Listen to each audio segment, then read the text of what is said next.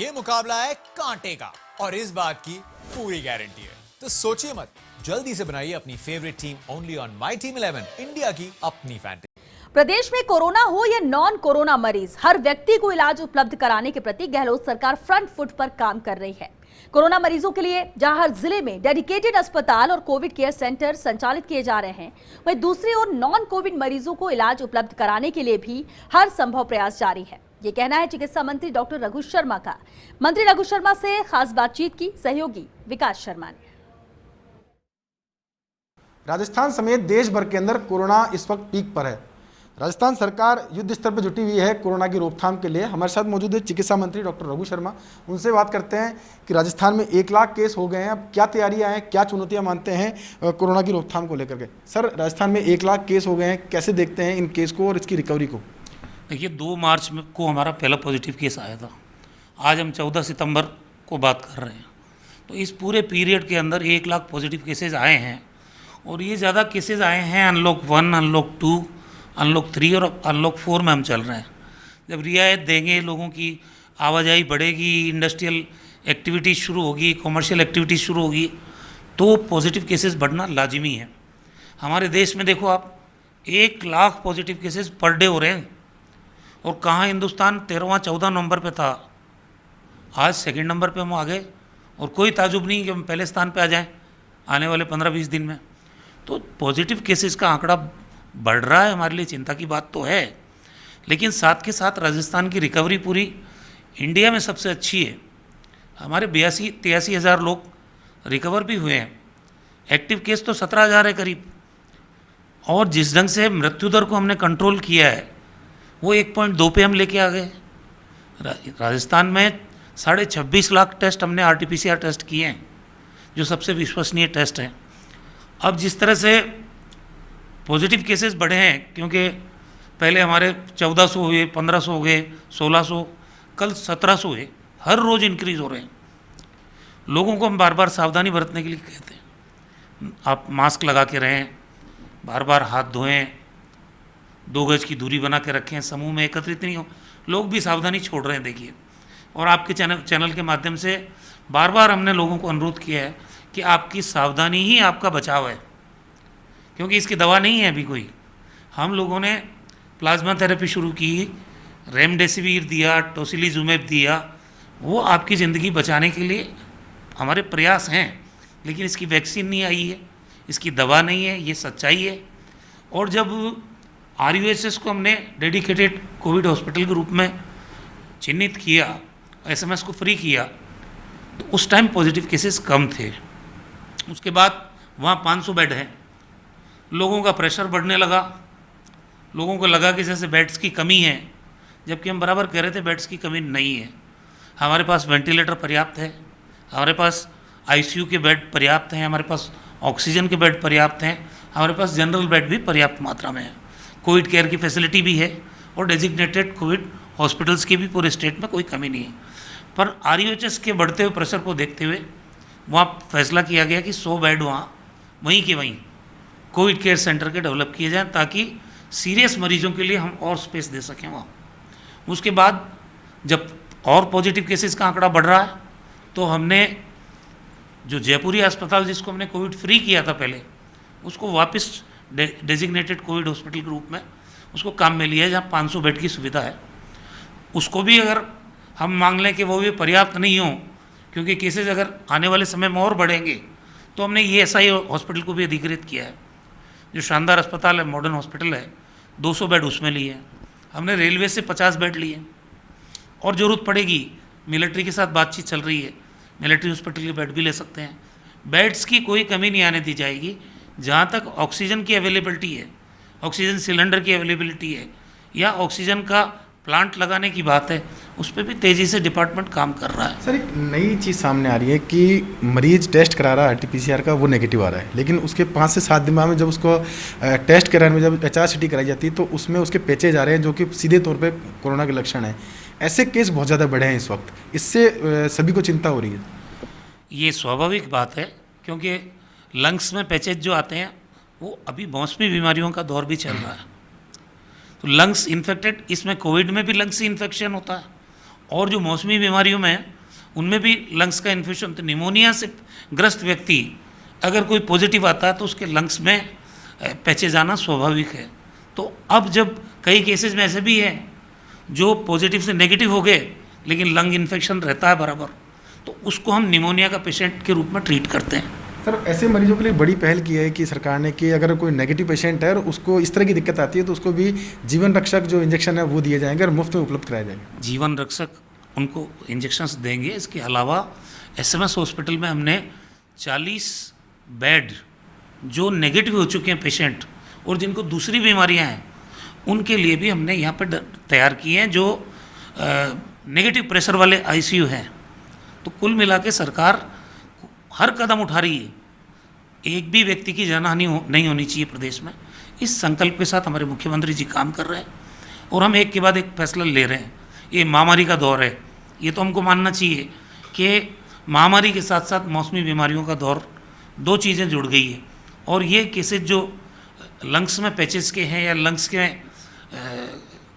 30% effect हो जाता है, ज़्यादातर लोगों को लंग्स पूरा परफेक्टली काम नहीं कर पाते हैं, ये शिकायतें निमोनिया के रूप में आ रही है, तो इनको भी एड्रेस किया जा रहा है।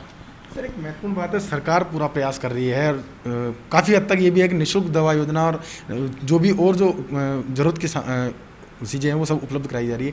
लेकिन बाज़ार के अंदर स्थिति है कि चाहे बात करें ऑक्सीजन सिलेंडरों की या बात करें और जो ज़रूरी दवाओं की, जो शॉर्टेज अभी इस वक्त सामने आ रही है। कल ही मुख्यमंत्री जी ने रिव्यू किया था, परसों, कोई शॉर्टेज नहीं आने दी जाएगी। हमने टेप अप किया, राजस्थान में जितने भी रिको इंडस्ट्रियल एरिया में ऑक्सीजन के सिलेंडर बनाने वाले लोग हैं उनसे हमने प्रिक्योरमेंट का सिस्टम बनाया है, कोई कमी नहीं आएगी। ऑक्सीजन सिलेंडर राजस्थान के हर अस्पताल के लिए हमने अभी तक जितने हमारे पास मौजूद हैं उससे अधिक बढ़ाने का लक्ष्य निर्धारित करके हमारा डिपार्टमेंट उस पर काम कर रहा है। सर मेडिकल कॉलेजों में नए प्लांट लगाने की बात है कि अभी सेक्शन की गई कि सभी मेडिकल कॉलेजों में नए ऑक्सीजन प्लांट लगाए जाएंगे और सेंट्रलाइज सिस्टम किया जाएगा। और जो 7 सोसाइटी के मेडिकल कॉलेज है वहाँ पर भी अलग अलग तरह के अलग अलग क्षमता के इक्विपमेंट्स लगाए जाएंगे। वो सब काम चल रहा है, लेकिन एक बात बताइए कि महामारी तो बढ़ रही है। अब अगर ऑक्सीजन प्लांट एक दिन में नहीं लग सकता ना, तो उसको समय चाहिए जितना टाइम लगे। फिर भी वॉर फुट पे हमारे डिपार्टमेंट के लोग मॉनिटर कर रहे हैं कि जितना जल्दी ऑक्सीजन के ये प्लांट जल्दी से जल्दी लगे, उस पर हमारा डिपार्टमेंट काम कर रहा है। तो जब तक ये प्लांट काम करना शुरू करेंगे तब तक के लिए सिलेंडर्स के प्रोक्योरमेंट के काम पर हम फोकस कर रहे हैं। सर एक बड़ी पहल की गई थी निजी अस्पतालों के लिए कि उनसे अटैच जो भी होटल्स वगैरह हैं उन सबको अधिग्रहण किया जाएगा और उनको एसिम्प्टोमेटिक पेशेंट हैं उनको वहाँ रखा जाएगा, ताकि जो बेड्स की शॉर्टेज आ रही है सामने आ रही है निजी अस्पतालों के अंदर, तो वो नहीं रहे। कितनी मॉनिटरिंग हो पा रही है उसकी और क्या फीडबैक मिल रहा है अभी तक, क्योंकि 7 दिन हो चुके हैं उस ऑर्डर को निकाले हुए। अस्पताल जो प्राइवेट हैं वहाँ पे जो भर्ती मरीज़ हैं जो एसिम्प्टोमेटिक हैं, जिनको सिर्फ चिकित्सीय सुपरविजन की ज़रूरत है और कभी ज़रूरत हो तो माइल्ड ऑक्सीजन सपोर्ट की ज़रूरत हो, 3 तरह के होटल्स, 5,000 के, 4,000 के, 3,000 के, हमने पूरा डिटेल्ड ऑर्डर निकाला है क्या क्या फैसिलिटीज़ वहाँ होगी। एम्बुलेंस भी होगा और वहाँ डॉक्टर्स उनकी निगरानी में रहेंगे वो लोग, तो उसकी मॉनिटरिंग बराबर हो रही है। एमओयू प्राइवेट हॉस्पिटल्स के साथ इन होटल्स का हो रहा है, कुछ होटल्स ने किया भी है। अब उन होटल के नाम हम इसलिए नहीं लेना चाहते कि उन्होंने खुद ने रिक्वेस्ट की है कि हमारे नाम आप पब्लिक प्लेटफॉर्म पर नहीं लाइए। तो कुल मिला के हमारे पास पूरी सूचना उपलब्ध है कि कौन कौन से होटल किस किस प्राइवेट अस्पताल ने किए हैं, वहाँ पे मरीजों को रखने की सुविधा आने वाले समय में मिलती रहे। सर हेल्प डेस्क को लेकर के क्या स्थिति है अभी इस वक्त, क्योंकि आपने कहा था कि सारे बेड्स की अवेलेबिलिटी जो है ऑनलाइन मिलेगी, सारी जानकारी मिलेगी, और साथ में ये भी इंश्योर किया था कि अब किसी व्यक्ति को ये नहीं कहा जाएगा कि ना जो बेड उपलब्ध नहीं है। हेल्प डेस्क का कंसेप्ट हम लोग लेके आए और हेल्प डेस्क को आईटी से कनेक्ट करके, इंटरनेट से कनेक्ट करके, वहाँ पे टेलीफोन लाइन लगा के 2 हमारे चिकित्सा कर्मी राउंड द क्लॉक 24 आवर्स उस हेल्प डेस्क पे रहें। एडीएम स्तर का एक अधिकारी उसकी सुपरविजन करे, वहाँ पे एम्बुलेंस भी रहे, व्हील चेयर भी रहे, और वहाँ सारा डाटा हमारे पास रहे कि कौन से अस्पताल में वेंटिलेटर फ्री है, आईसीयू बेड फ्री है, ऑक्सीजन युक्त बेड फ्री है या सामान्य बेड फ्री है, उनका पूरा डाटा हमारे पास रहे। इस कंसेप्ट के साथ हेल्प डेस्क आरयूएचएस में शुरू कर रहे हैं। समय हर चीज़ में लगता है। अभी 3 दिन पहले हमने ये निर्णय लिया है, अब इसको अमली जामा पहुँचाने में 1-2 दिन का टाइम लग सकता है। इसी तर्ज पे राजस्थान में और जगह भी हेल्प डेस्क हम लोग शुरू करेंगे। सर, आंकड़ों को लेके, जो कोरोना के आंकड़ों को लेके जो कन्फ्यूजन कुछ सामने आ रहा था, लेकिन उसमें ये भी चीज़ सामने आई कि आपने बताया कि जो संदिग्ध रोगी हैं उनका टेस्ट नहीं किया जाए, पर उनका प्रोटोकॉल से उनका अंतिम संस्कार किया जाए। क्या मानते हैं, आंकड़ों का गणित जो है वो गड़बड़ है, या फिर वो जो प्रोटोकॉल अपने फॉलो किया है इसकी वजह से ऐसी चीज़ सामने आ रही है? भारत सरकार का प्रोटोकॉल फॉलो कर रहे हैं हम। हर व्यक्ति का पहले टेस्ट करना ज़रूरी कर रखा था, चाहे वो कोरोना से डेथ हो या नहीं हो। अब वो प्रोटोकॉल में परिवर्तन आया है, उसकी वजह से कुछ कन्फ्यूज़न है। दूसरा, जो शमशान घाट है या कब्रिस्तान है, वहाँ तो हर तरह के व्यक्ति जाते हैं। जो अस्पताल से जा रहे हैं वो भी जा रहे हैं, और जिनका टेस्ट नहीं हुआ वो भी जा रहे हैं अस्पताल से, सामान्य भी जा रहे हैं। और जिनका टेस्ट पॉजिटिव है तो प्रोटोकॉल तो करीब करीब वही फॉलो किया जाता है उनके फ्यूनरल का। इसलिए आंकड़ों में कुछ गलतफहमी है।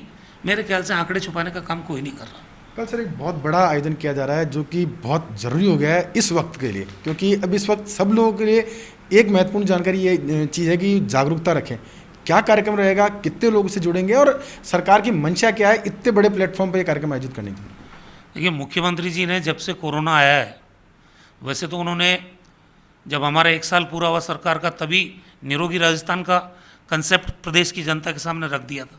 सर्वाधिक फोकस हमारे मुख्यमंत्री जी का हेल्थ इंफ्रास्ट्रक्चर को राजस्थान में मजबूत करने का है, और उस पर काम भी हो रहा है।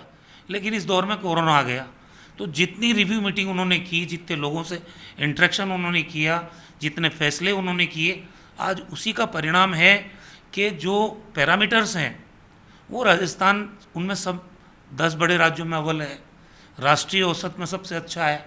आगे भी हर रोज़ कोई न कोई नया फैसला ले रहे हैं। अभी 15 तारीख को कोरोना जागरूकता संवाद हो रहा है, पूरे राजस्थान के लोगों को कनेक्ट कर रहे हैं वो।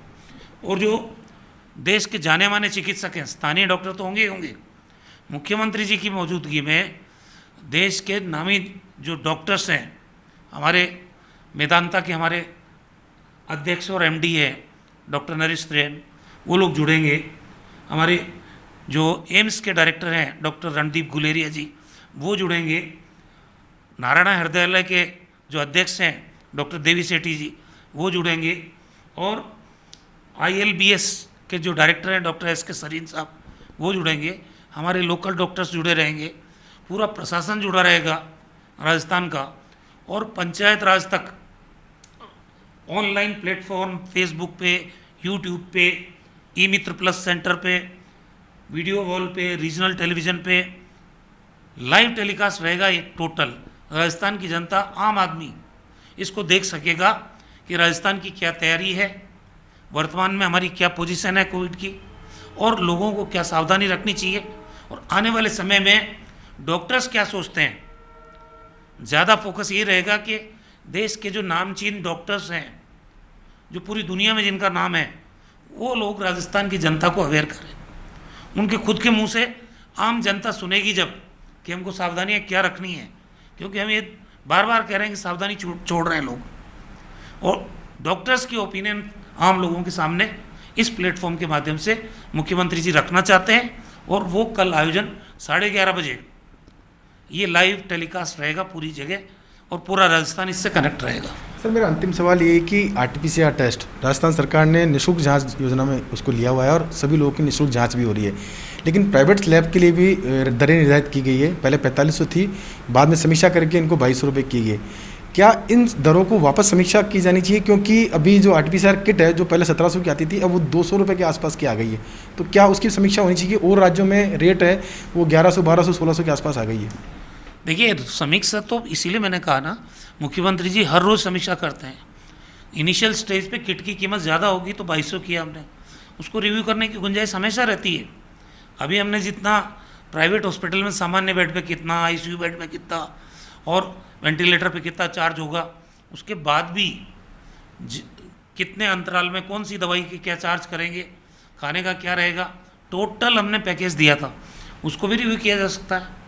प्राइवेट हॉस्पिटल में जो इलाज करा रहे हैं या प्राइवेट लेबोरेटरी में जो जांच कर रहे हैं, उनकी कीमतों की तो समीक्षा होती रहनी चाहिए और करेंगे हम लोग। सर अंतिम सवाल बस ये है कि लोगों से क्या अपील करते हैं, क्योंकि इस वक्त अब सिर्फ जागरूकता एकमात्र ऐसी जगह वो चीज़ बची इसकी वजह से हम कोरोना को रोक सकते हैं, तो क्या अपील करेंगे फर्स्ट इंडिया के माध्यम से?